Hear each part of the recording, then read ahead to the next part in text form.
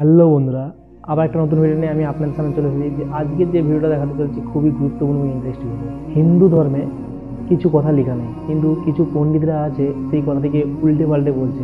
যেমন লেখা আছে, মানুষ মারা গেলে পুনর্জন্মে আপনি রাজা হতে পারবেন।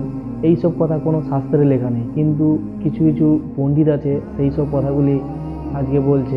জাকির নায়েক স্যারজি উনি যে কথাগুলোর অ্যান্সার দিয়েছে, তো ওরই ভিডিও চালিয়ে আমি আপনাদেরকে দেখাবো এবং এক পণ্ডিতের ভিডিও চালিয়ে আমি আপনাদেরকে দেখাবো। দেখুন ভিডিওটাতে কি বলতে চাইছে। मरने के बाद अपने कर्मानुसार, जैसा आप बता चुके हैं, जीव अन्य योनियों में चला जाता है। ठीक है, तो मेरे फिर पितर कैसे होते हैं? যে ইসলাম ধর্মে বলা হয় যে মানুষের কখনো পুনর্জন্ম হয় না। আর শ্রীমদ্ ভগবত গীতাতে শ্রীকৃষ্ণ অর্জুনকে বলেছিলেন, হে পৃথিবীর মানুষ, যার মানে সবাই কয়েকবার জন্ম নেয়, হয়তো তোমার জানা নেই যে আমার কয়েকবার জন্ম হয়ে গেছে।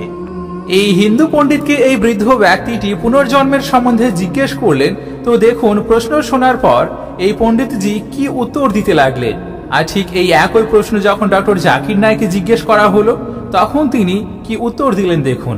मरने के बाद अपने कर्मानुसार, जैसा आप बता चुके हैं, जीव अन्य योनियों में चला जाता है। ठीक है, तो मेरे फिर पितर कैसे होते हैं? पितर ऐसे होते हैं कि जब हमारे पिता के पिता के पिता जो भी आज धरती पर नहीं है, वो जब यहाँ से मरकर जाते हैं तो सीधा पहले पितृलोक जाते हैं। वहाँ जाने के बाद, जैसे हमने बताया, 13 होने के बाद यमराज जी निर्णय लेते हैं कि अब आप पाप या पुण्य के अनुसार अब कहाँ जाएंगे, स्वर्ग जाएंगे, नरक जाएंगे या अन्य तमाम योनियों में जाएंगे। तो कुछ लोग तो अपने कर्मों के बस किसी भी योनि में चले गए। माना कि हमारे दादाजी परदादा जो भी हैं, कोई शेर बन गया, शेर कर्मों के अनुसार। अब हमने उनके नाम से यहाँ पिंडदान दिया, गया जी में तर्पण किया, जहां भी किया, तो हुआ क्या, वो शेर की योनि में जहां है, यदि उन्हें कोई कष्ट है, भूखे मर रहे हैं या कोई कष्ट तकलीफ है, तो ये पिंडदान का पुण्य उनको उस योनि में प्राप्त होगा जहां वो है।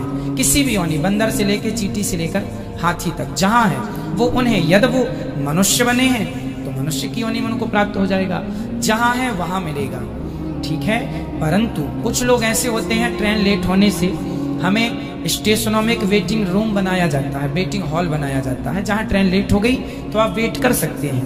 उसी प्रकार किसी व्यक्ति, हमारे पिता के पिता, किसी के पाप पुण्य का कोई निर्णय किसी कारण ना हो पाए तो वो पितृलोक में होते हैं, और हम यहाँ से यदि उनके लिए कुछ करते हैं तो उनका उद्धार हो जाता है। जैसे कुछ दिनों के लिए ईश्वर ने ये विधान भी रखा है, नचिकेता को ये बात यमराज जी ने बताई है। नचिकेता के संवाद में ये सब कुछ स्पष्ट है कि हमारे जाने के बाद ये जरूरी नहीं है कि मरने के तुरंत बाद हमारा पुनर्जन्म हो जाएगा, कहीं भी जरूरी नहीं है। हो सकता है 2 साल तक ना हो सकता है 10 साल तक ना हो, और हो सकता है 100 साल तक हम वेटिंग रूम में इंतजार करें अपने नंबर का।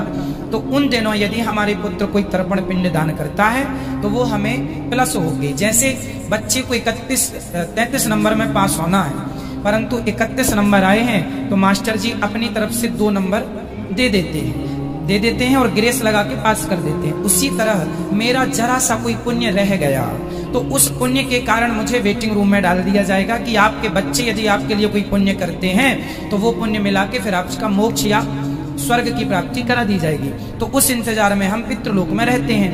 हम बच्चों को कहते हैं पुण्य करो, हमारे नाम से कुछ करो। जब नहीं करते तो वही पितृ फिर नाराज होके उन पर फिर गलत प्रभाव छोड़ने लगते हैं, उसी को पितृ दोष कहते हैं। अगर कोई वेटिंग लिस्ट बना हुआ हो तो फिर बता चुका मैं कि वो शेर बन गया होगा तो उसको रूप में प्राप्त हो जाएगा। वो उसके निमित्त भाव कथा सुनने से क्या फल मिलेगा? फिर किसको?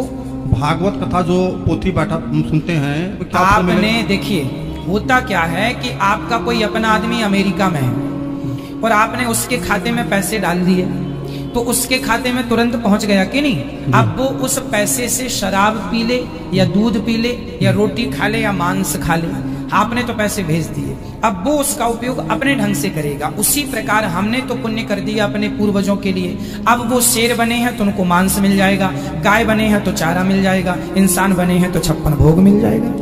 स्वामी जी, संतुष्टि हमको नहीं हुई, हम कर क्या रहे हैं? আমার নাম আরিয়ান পুত্র কুমার নারায়ণ সিং কোন্তে, দিল্লি থেকে এসেছি।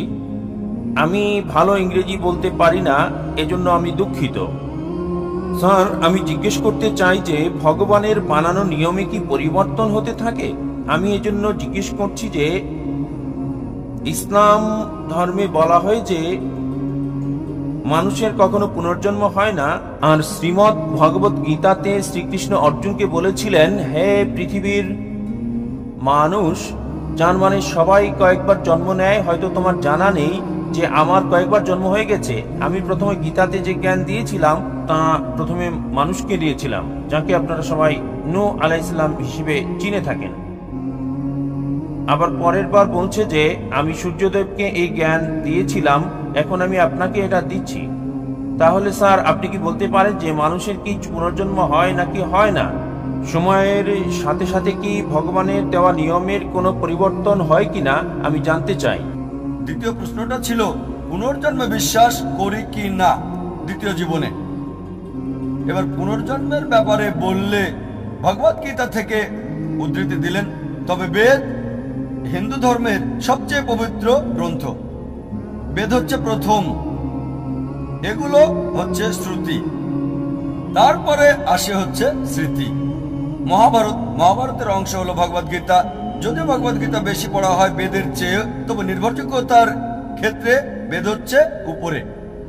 বেদ পুনর্জন্ম সম্পর্কে বলছে, পুনর্জন্ম মানে পরবর্তী জীবন। আর যদি কোরআন পড়েন, কোরআন এই কথা বলছে।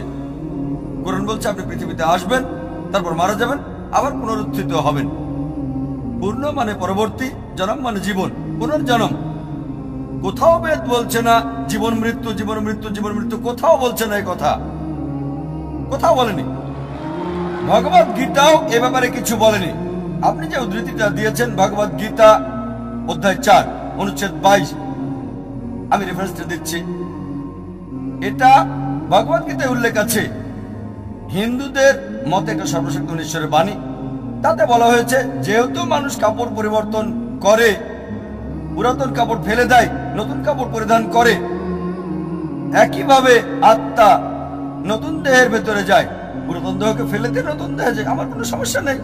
পৃথিবীতে এই দেহ আছে, যখন মারা যাবেন আপনাকে উঠানো হবে নতুন দেহে, সমস্যা নেই। এটা কোরআনের সাথে মিলছে, বেদের সাথে মিলছে।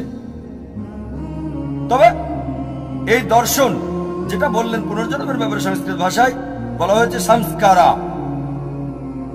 পুনর্জন্মের থিওরি, জীবন মৃত্যুর থিওরি বলা হয় পুনর্জন্ম। ঠিক এই থিওরিটা দাঁড় করিয়েছেন হিন্দু ধর্মের পণ্ডিতরা, বেদের কোথাও উল্লেখ নেই।